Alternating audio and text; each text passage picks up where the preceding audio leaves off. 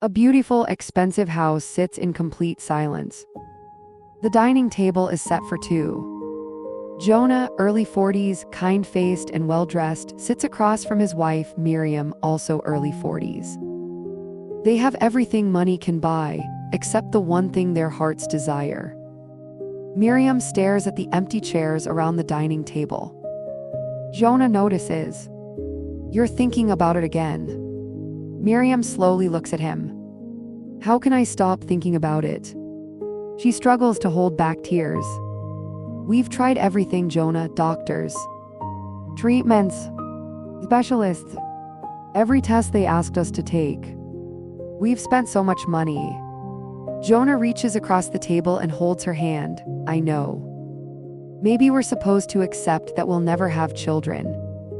Jonah squeezes her hand. "Maybe we don't know God's plan yet." Miriam looks toward the empty chairs. "I'm tired of waiting." Jonah and Miriam sit inside a doctor's office. Medical reports lie across a desk. Miriam takes medication. Jonah pays another expensive medical bill. They sit in a hospital waiting room. Miriam watches another family leave the hospital with a newborn baby. Jonah comforts Miriam inside their car. At night they kneel beside their bed and pray. Months become years. Finally, they stop visiting doctors. They stop talking about children. They simply accept their lives as they are.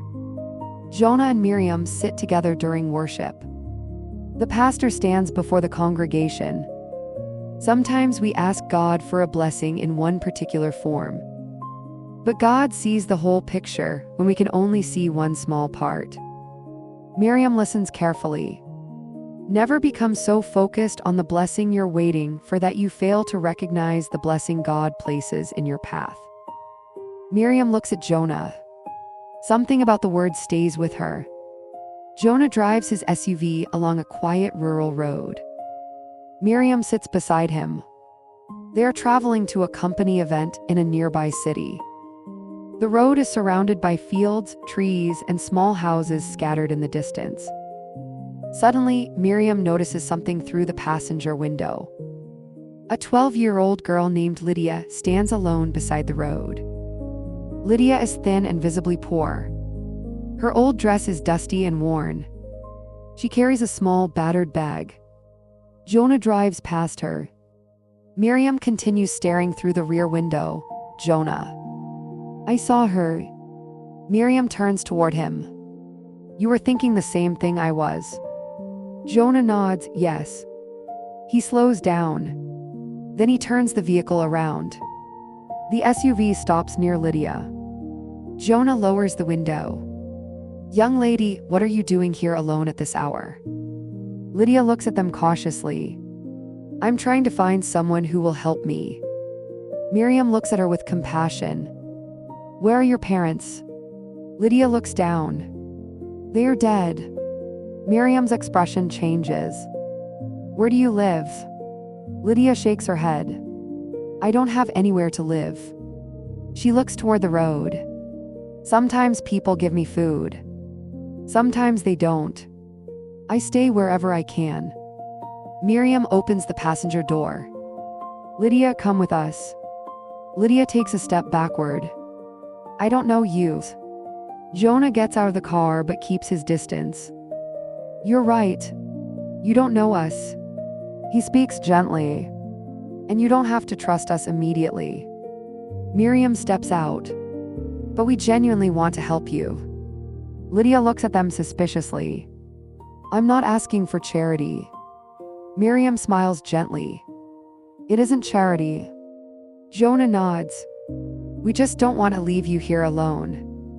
Lydia looks at the empty road. Then at the couple.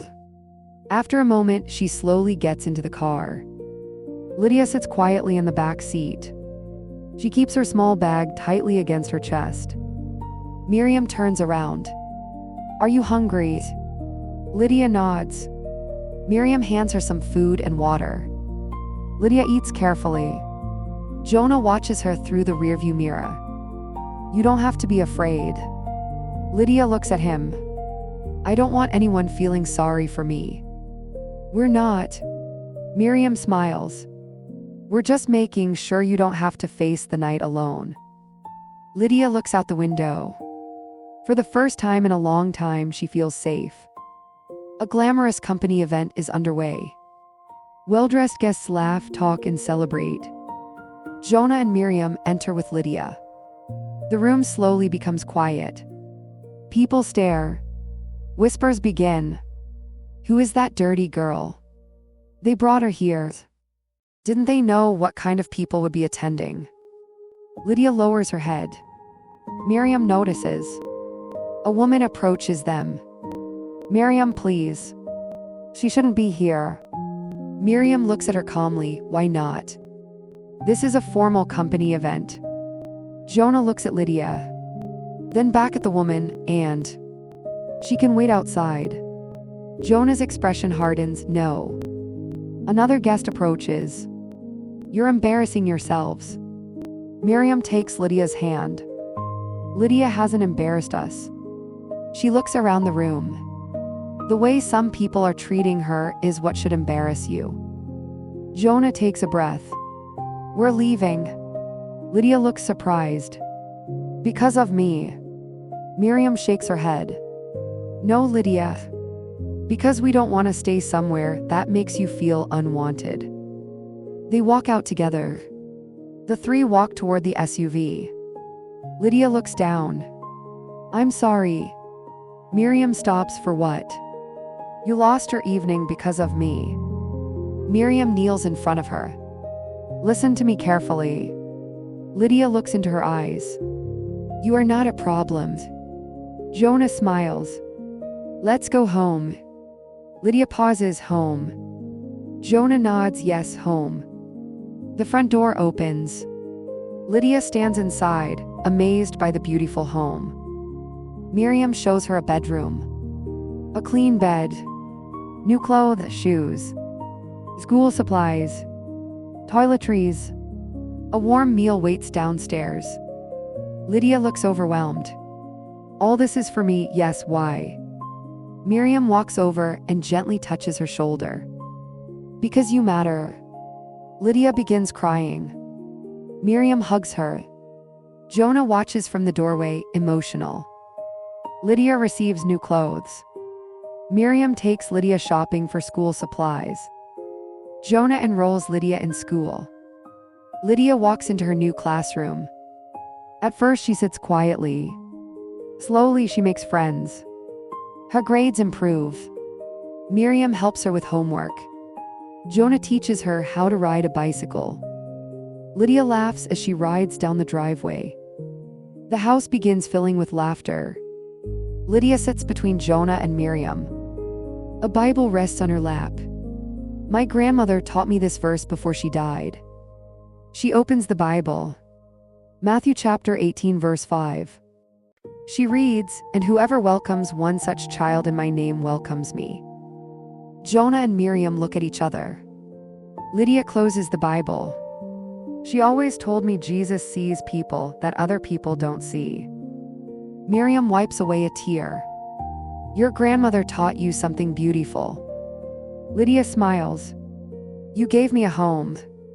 Jonah looks at her. Maybe God gave us each other. Lydia grows from a frightened 12-year-old girl into a confident young woman. She graduates from school. Jonah proudly takes photographs. Miriam hugs her. Lydia helps around the house. She attends church with the family. She reads the Bible every morning. She prays with Jonah and Miriam. She becomes the daughter they never expected to have. The once silent house is now full of laughter. Miriam stands holding a pregnancy test. Her hands tremble. Jonah walks into the room. Miriam. She looks at him. Tears fill her eyes. She hands him the test. Jonah stares at it. His mouth opens in disbelief. Are you? Miriam nods. They embrace and cry. A moment later, Lydia appears at the door. What's wrong? Miriam pulls her into the embrace. Nothing is wrong. She smiles through tears. "You're going to be a big sister." Lydia gasps, then laughs. They hug. Miriam lies in the hospital bed. Jonah stands beside her. A baby's cry fills the room. Then another baby's cry. Jonah looks stunned. The doctor smiles. "Congratulations. You have twins." Jonah laughs through tears. "Twins." Miriam laughs. "Twins." Lydia stands beside the bed, crying happily. She looks at the two babies. They're beautiful. The twins come home. Lydia holds one baby. Miriam holds the other. Jonah takes family photographs. The babies grow. The house becomes louder. Children run through the hallways. Lydia helps Miriam care for them. Then another pregnancy. Another surprise. Another pair of twins. The family grows again. The house that once felt painfully empty is now overflowing with love. The family is now together around the living room. Jonah and Miriam sit together. Lydia, now a young woman, sits with the 4 children. The children laugh and play. Jonah looks around the room. His eyes become emotional. "Do you remember the day we found Lydia?" Everyone looks at her. Lydia smiles. "I remember that day very well." Miriam takes Lydia's hand. "We thought we were rescuing you." Lydia smiles through tears. "You did." Miriam shakes her head. "No." She looks around at the family. "God used you to rescue us too." Silence fills the room. Lydia opens the Bible. There's a verse I want the children to remember. She reads, "And we know that all things work together for good to them that love God."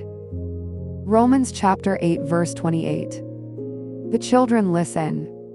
Sometimes we don't understand why God allows certain things to happen. She looks at Jonah and Miriam. But he can take the saddest road and turn it into the road that leads us home. Jonah reaches for Miriam's hand. The entire family joins hands.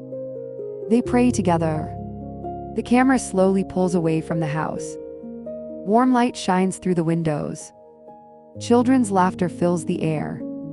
Jonah and Miriam sit together on the porch. Inside, Lydia reads the Bible to the children. The home that was once filled with silence is now overflowing with love. Jonah looks at Miriam. "We spent years asking God for a family." Miriam smiles. "And he gave us one in a way we never expected." They look toward the house.